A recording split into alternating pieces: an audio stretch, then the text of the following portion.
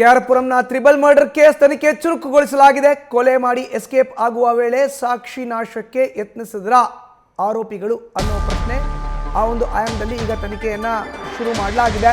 ಕೆಆರ್ಪುರಂನಲ್ಲಿ ಆಗಿದ್ದಂಥ ತಂದೆ ತಾಯಿ ಸಹೋದರಿಯ ಮರ್ಡರ್, ಶ್ವೇತಾ ಮಾಡಿದ ಮರ್ಡರ್, ಕೆನತ್ ಆಕೆಯ ಬಾಯ್ ಫ್ರೆಂಡ್ ಪಾಂಡಿಚೇರಿಯಲ್ಲಿ ಸಿಕ್ಕಿದ್ರು. ಅವರು ಮೂವರನ್ನ ಕೊಲೆ ಮಾಡಿ ಚಾಕುನ ಪುದುಚೇರಿಯಲ್ಲಿ ನಾಶ ಮಾಡಿದ್ದಾರೆ. ಕ್ರೈಮ್ ಮಾಡಿ ತಪ್ಪಿಸಿಕೊಳ್ಳುವ ಬಗ್ಗೆ ಮಾಹಿತಿಯನ್ನು ಕಲೆ ಹಾಕಿತ್ತು ಜೋಡಿ. ಕೊಲೆಗೈದು ಬಾತ್ರೂಮ್ನಲ್ಲಿ ಚಾಕು ತೊಳೆದಿದ್ಲು ಆರೋಪಿ. ಬಟ್ಟೆ ಬದಲಿಸಿ ಅವುಗಳನ್ನು ಸಹ ನಾಶಪಡಿಸೋಕೆ ಯತ್ನವನ್ನು ಮಾಡಿದ್ರು. ಪುದುಚೇರಿಗೆ ತಲುಪಿದ ನಂತರ ಬೇರೆ ಬೇರೆಯಾಗಿದ್ದರು ಇಬ್ಬರು ಆರೋಪಿಗಳು. ಪುದುಚೇರಿಗೆ ಕರೆದೊಯ್ದಿದ್ರು ಪೊಲೀಸರು. ಪುದುಚೇರಿಗೆ ಕರೆದೊಯ್ದು ಮಹಜರ್ ನಡೆಸ್ತಾ ಇದ್ರು ಪೊಲೀಸರು.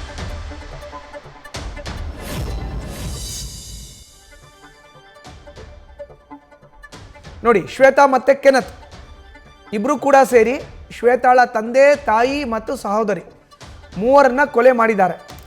ಈಗ ಶ್ವೇತಾ ತನ್ನ ಬಾಯ್ ಫ್ರೆಂಡ್ ಕೆನತ್ನ ಬಚಾವ್ ಮಾಡಲಿಕ್ಕೆ ಬೇರೆ ಬೇರೆ ಹೇಳಿಕೆಗಳನ್ನು ನೀಡ್ತಾ ಇದ್ದಾಳೆ. ಬಟ್ ಇಲ್ಲಿಂದ ಪುದುಚೇರಿಗೆ ಹೋಗಿದ್ದು ಯಾಕೆ, ಅಲ್ಲಿಂದ ಇಬ್ಬರು ಬೇರೆ ಬೇರೆ ಆಗಿದ್ದು ಯಾಕೆ, ಈ ಆಯಾಮದಲ್ಲಿ ಪೊಲೀಸರು ತನಿಖೆಯನ್ನು ಶುರು ಮಾಡಿದ್ದಾರೆ, ಆರಂಭಿಸಿದ್ದಾರೆ. ಸೋಮಸುಂದರ್, ಪುಷ್ಪಲತಾ ಮತ್ತು ಸುಪ್ರಿಯಾ ಮೂರು ಜನನ್ನ ಕೊಲೆ ಮಾಡಿದ್ದಾಳೆ. ನೋಡಿ, ಸುಪ್ರಿಯಾ ಕೊಲೆಯಾದಂಥ ಶ್ವೇತಾಳ ಸಹೋದರಿ, ಸೋಮಸುಂದರ್ ತಂದೆ. ಶ್ವೇತಾ ಮತ್ತು ಕೆನತ್ ಒಟ್ಟಿಗೆ ಇದ್ದರು. ಆ ಒಂದು ಮನೆಗೆ ಶ್ವೇತಾಳ ತಾಯಿ ಬಂದು ಶ್ವೇತಾಳನ ಮನೆಗೆ ಬರುವಂತೆ ತಿಳಿಸಿದ್ದಾರೆ. ಆಕೆ ನಾನು ಬರಲ್ಲ ಅಂತ ಹೇಳಿದಾಳೆ. ಸ್ಟಾರ್ಟಪ್ ಮಾಡ್ತೀನಿ, ಒಂದು ಕಂಪನಿ ಹೊಸದಾಗಿ ನಾವೇ ಶುರು ಮಾಡ್ತೀವಿ, ನಮಗೆ ದುಡ್ಡು ಕೊಡಿ ಅಂತ ಕೇಳಿದಾಳೆ. ಕೊಟ್ಟಿಲ್ಲ. ತಾಯಿ ಬೈತಾ ಇದ್ರಂತೆ, ನನ್ನ ಸ್ವಾತಂತ್ರ್ಯಕ್ಕೆ ಧಕ್ಕೆ ಮಾಡಿದ್ದಾರೆ ಅನ್ನೋ ಕಾರಣವನ್ನು ಮುಂದಿಟ್ಕೊಂಡು ತಾಯಿಯನ್ನು ಕೊಲೆ ಮಾಡಿದ್ದಾಳೆ ಶ್ವೇತಾ. ಅದನ್ನು ಕಂಡಂಥ ಸುಪ್ರಿಯಾ ಎಲ್ಲಿ ತಂದೆಗೆ ಹೇಳ್ಬಿಡ್ತಾಳೋ ಅಥವಾ ಯಾರಿಗಾರು ಹೇಳ್ತಾಳೋ ಅಂತ ಭಯಕ್ಕೆ ಆಕೆನ ಕೂಡ ಕೊಂದಿದ್ದಾಳೆ.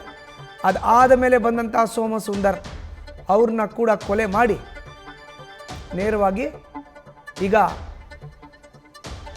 ಪಾಂಡಿಚೇರಿಗೆ ಹೋಗಿದ್ಲು ತಲೆಮರೆಸ್ಕೊಳ್ಳೋಣ ಅಂತ. ಬಟ್ ಪೊಲೀಸರ ಕೈಗೆ ಲಾಕ್ ಆಗಿದ್ದಾಳೆ, ಪೊಲೀಸರ ಅತಿಥಿಯಾಗಿದ್ದಾರೆ. ಈಗ ತನಿಖೆಯನ್ನು ಚುರುಕುಗೊಳಿಸಲಾಗಿದೆ.